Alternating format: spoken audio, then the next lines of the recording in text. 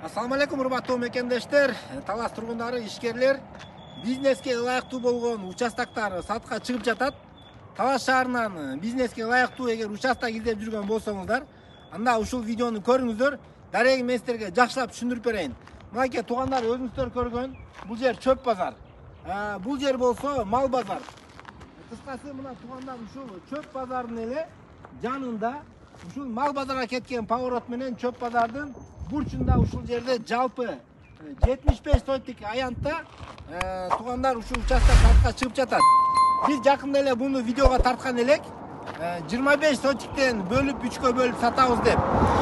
Бирок баарына эле 25 сотик керек эмес экен. Биз жакшылап ойлонуп 5 сотиктен туугандар бөлүп сатайлы деп дагы ошондой чечимге келдик.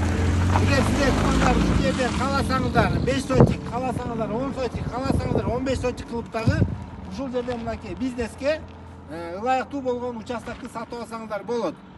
Туугандар, чынында эле караңыздар, бизнеске аябай ылайыктуу, угловой жерде, бурчта мынакей светофор көрүнүп турат. Кайдымкы эле Чыңгыз Айтматов Бишкек Талас жолунан киргенде эле 250 метрден кийин ушул жерде бурчтагы участокты көрө аласыздар. Туугандар, негизинен аласаңыздар ушул жалпы 75 сотикти дагы сатып алсаңыздар болот. Баасы туугандар келишим түрдө. Маңдайкы беттери бир аз кымбатыраак болот, арткы беттери бир аз арзаныраак болот туугандар. Эгер ким ушундай талаш шаарынан участок издеп жүргөн болсоңуздар, төмөндөгү номерге чаласыздар.